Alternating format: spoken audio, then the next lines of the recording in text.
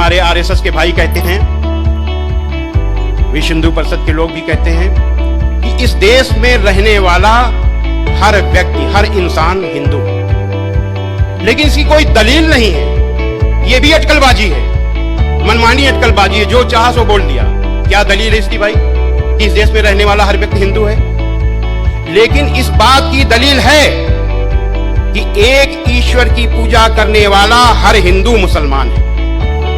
इस्लाम की बुनियाद है ला इलाहा इल्लल्लाह, परमेश्वर के सिवा कोई पूज्य नहीं है, और यही बुनियाद सनातन वैदिक धर्म की है। संसार के सबसे पुराने ईश ग्रंथ ऋग्वेद के मंडल 1 सूक्त 7 का 10वां मंत्र है, इंद्रम वो विश्व तस्परिहवा महे जनेभ्या अस्माकं अस्तु केवलः। ऐ मनुष्यो, तुमको अत्यंत उचित है कि मुझ एक परमेश्वर को छोड़कर किसी दूसरे देव को कभी मत मानो, क्योंकि पूजा करने योग्य एक मुझ परमेश्वर को छोड़कर कोई दूसरा देव नहीं है। श्रीमद् भगवत गीता में है, मत्तः परतरम नान्यत् किंचित् अस्ति धनंजय। पूजा करने योग्य मुझ परमेश्वर से के अलावा कोई परमेश्वर नहीं। इस्लाम गुस्सा करने का मजहब नहीं है, इस्लाम लड़ाई करने का मजहब नहीं है, इस्लाम जबरदस्ती करने का मजहब नहीं है, इस्लाम बदला लेने का मजहब नहीं है। इस्लाम शांति का मजहब है, दया का मजहब है, माफी का मजहब है। इस्लाम दिल जीतने का मजहब है। इस देश में जिसने अहिंसा को पकड़ा वो जीत गया। कुरान में भी अहिंसा मौजूद है। अहिंसा का मतलब मन वचन कर्म से अहिंसा, नॉन वायलेंस। मन वचन कर्म से अहिंसा का मतलब है कि किसी को किसी भी तरीके का कष्ट पहुंचाने के लिए सोचो भी नहीं, ये मन से है। कोई ऐसी बात मुंह से बोलो नहीं कि उसको कष्ट पहुंचे, ये वचन से है। और कर्म से कोई ऐसा काम न करो जिससे उसको कोई कष्ट पहुंचे, ये मनसा वाचा कर्मणा अहिंसा है। और ये मनसा वाचा कर्मणा अहिंसा कुरान मजीद में मौजूद है।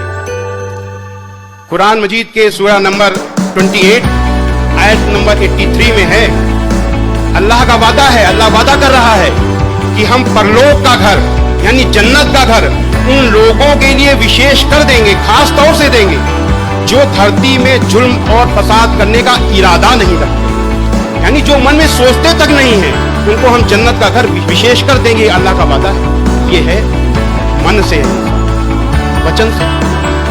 कुरान मजीद के सूरा नंबर 41 आयत नंबर 34 में दिया हुआ है, भलाई और बुराई बराबर नहीं हो सकती, तो लोगों की सख्त बातों का ऐसे तरीके से जवाब दो जो बहुत अच्छा हो।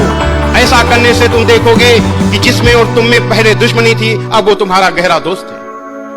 यानी अगर कोई व्यक्ति आपसे सख्त तरीके से बात कर रहा है, गाली दे रहा है, तो आपको गाली नहीं देना, कुरान का हुक्म है।